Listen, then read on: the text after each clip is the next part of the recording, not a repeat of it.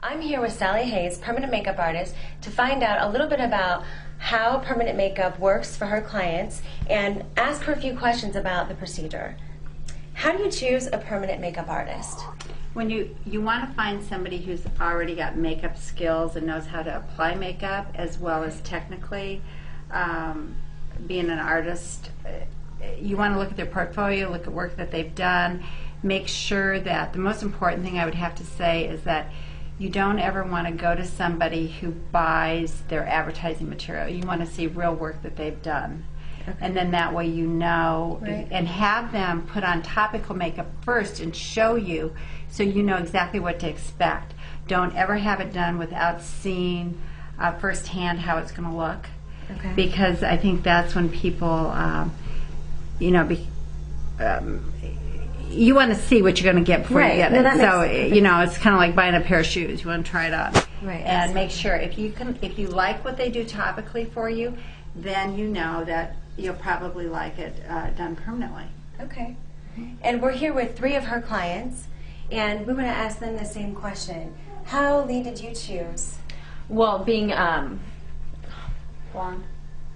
blonde and fair, I never wanted to get up and do my makeup, my full face every morning. And just meeting Sally, it helped me, get ready easier, being on the go. Okay. I'd say I've known that Sally's been doing it for a very, very long time. And for me, I usually have to fill in my eyebrows every single day, and I would prefer not to. So Sally has made that possible, and I've seen her work in her book. So definitely had a lot of confidence in her. In my case, absolutely, I love it. My eyes are defined very nice, I didn't have the way how my eyes look now with the beautiful eyebrows like this. And I love in the summer just don't put makeup and just have some more expression without makeup. So I know, as far as being a lady, I like to change my hair color quite a bit. So how would you say that your hair color relates to the permanent makeup that you choose? Well, you should never have anybody do your tattooing by picking your hair color, because most of us are chemically dependent and change our hair color. Colors need to be chosen by skin tone only. So that way it doesn't matter if you become a blonde, a redhead, a brunette, whatever. You want your brows to harmonize with your skin.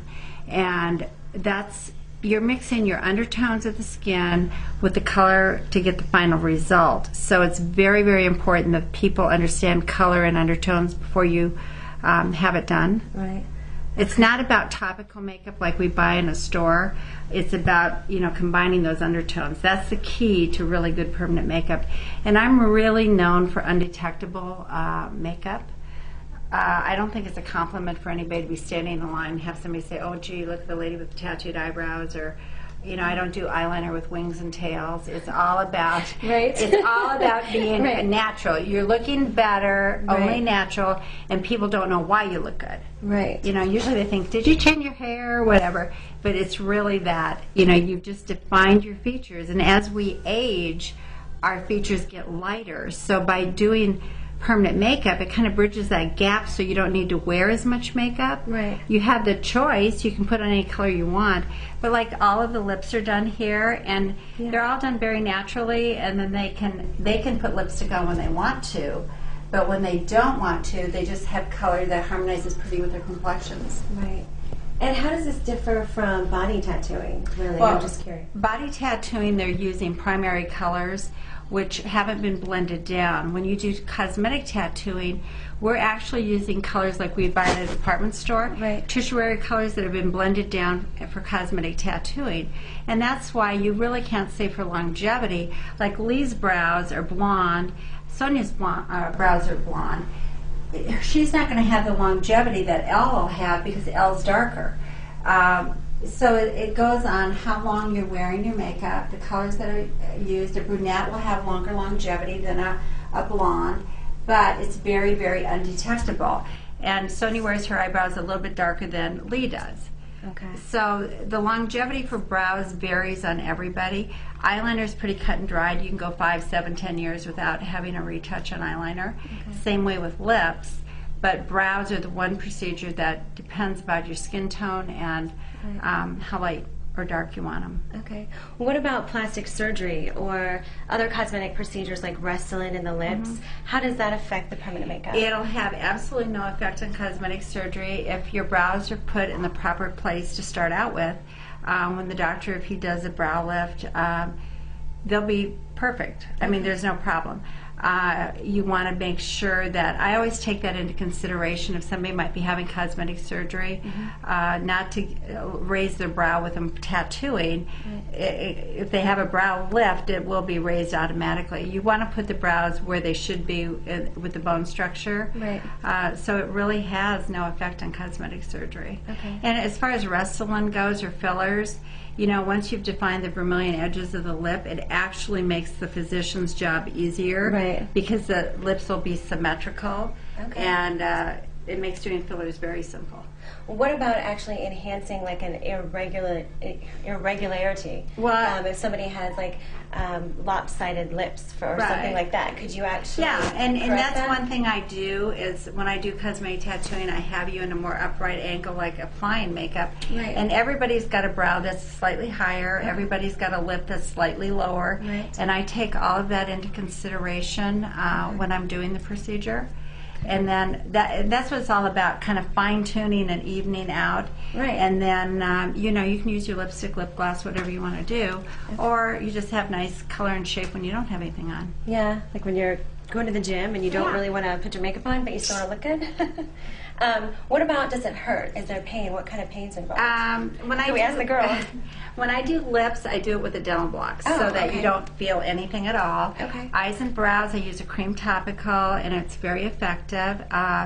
Years ago, it used to be kind of painful, but now it's not. It feels more like you're having your eyelashes tickled. A little scratchy. It's not painful at all. Okay. What about the downtime?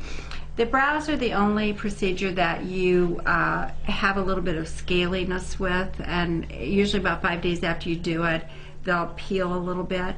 Eyeliner, you can wear mascara in 24 hours, no problem. Lips is slightly like you've got chapped lips on the edges, but you just wear, you know, lip gloss or chapstick. Okay. So pretty much you can go about your daily business. You just really wouldn't want to have a portrait taken or something like that, but there's really, really no downtime with it. So overall, what is each and every one of you, if we can just like ask you again, what would you say to women that were considering doing it, that are maybe afraid or just, you know, just don't know whether or not to do it? What would you say to those women? I say the pain is almost none, and I think the result is excellent. So I think it's worth it to do it. It's good to do it. And in my case, you know, talking about irregular, my eyebrows were so irregular, you know, and that is what Sally did. She just did the even by coloring, you know, just by tattoo. Just she did it a nice even, each one of them, you know, they're like looking very good. Good. Yeah. Well, I would say that I just like waking up and feeling like I'm a little bit done so I can leave the house. And I encourage anybody to do it. It just enhances whatever your best features are. So I like it. I loved the eyebrows being such a natural blonde. You know, I had no eyebrows. You could never see them, and they frame your face. So, you know, just having the permanent makeup on my eyebrows was my favorite thing I did. Yeah. Highly recommend it. Okay. Sounds good. Well, I think we should all run out and get permanent makeup tomorrow because it sounds like the best idea I've heard yet. Well, you've got it. I know. I do. I love mine. I have my eyebrows and lips, and it was a great decision, just like the rest of the girls. I would recommend it to anyone. I just think that any woman who buys makeup or doesn't like to apply makeup is a perfect candidate for having it done.